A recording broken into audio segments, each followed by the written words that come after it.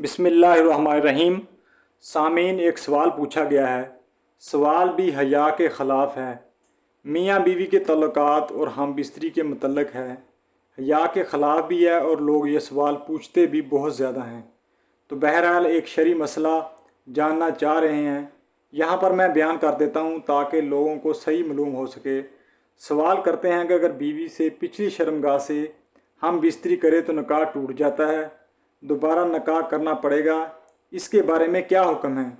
یعنی سوال یہ ہے کہ اگر کوئی شخص اپنی بیوی کی غیر فطری جگہ پچھلی شرمگاہ سے ہم بستری کرے تو کیا اس سے نکاح دوبارہ کرنا پڑے گا، اس بارے میں کیا حکم ہے؟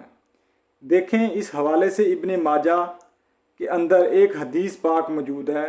حضرت ابو ہریرہ رضی اللہ تعالیٰ عنہ سے روایت ہے، آپ فرماتے ہیں کہ رسول کریم صلی اللہ علیہ وآلہ وسلم نے ارشاد فرمایا کہ جس نے حیضہ بیوی کے ساتھ حقوق زوجیت ادا کی، یعنی عورت حیض کی مینسز کی حالت میں تھی، اسی دوران اگر شوہر بیوی کے ساتھ ہم بستری یا حقوق زوجیت کی، اور نمبر 2 پر فرمایا جس نے بیوی کی دبر میں خواہش پوری کی، یعنی غیر فطری جگہ عورت کی پچھلی شرمگاہ ہے وہاں پر اپنی خواہش پوری کی، اور نمبر 3 پر فرمایا جس نے کسی نجومی کے پاس گیا اور اس نے جو کچھ کہا اس کی تصدیق کی تو فرمایا اس نے اس چیز کا انکار کر دیا جو حضرت محمد صلی اللہ علیہ وآلہ وسلم پر نازل کیا گیا، یعنی اس نے حضرت محمد صلی اللہ علیہ وسلم پر جو نازل کیا گیا اس کا انکار کیا۔ نمبر 1 پر حیضہ بیوی کے ساتھ ہم بستری کرتے، نمبر 2 پر جو بیوی کی دبر یعنی غیر فطری جگہ جو کہ بچے کی پیدائش والی جگہ ہے اور فطری جگہ ہے، غیر فطری جگہ یعنی عورت کی پچھلی شرمگاہ، وہاں پر اگر کوئی شخص خواہش پوری کرتا ہے تو رسول اکرم صلی اللہ علیہ وآلہ وسلم نے فرمایا اس نے حضرت محمد صلی اللہ علیہ وسلم پر جو نازل کیا گیا اس کا انکار کیا۔ تو یہ بہت بڑا گناہ ہے۔ پچھلی امتوں میں سے ایک امت نے یہ عمل کیا، یعنی وہ لڑکوں کے ساتھ بدفعلی کرتے تھے۔ حضرت لوط علیہ السلام کی قوم کے بارے میں ہے، آپ نے سنا ہوگا کہ اللہ رب العالمین نے ان پر عذاب نازل کیا، تو یہ ایک بہت بڑا گناہ ہے۔ باقی میاں بیوی ایک دوسرے کا لباس ہیں۔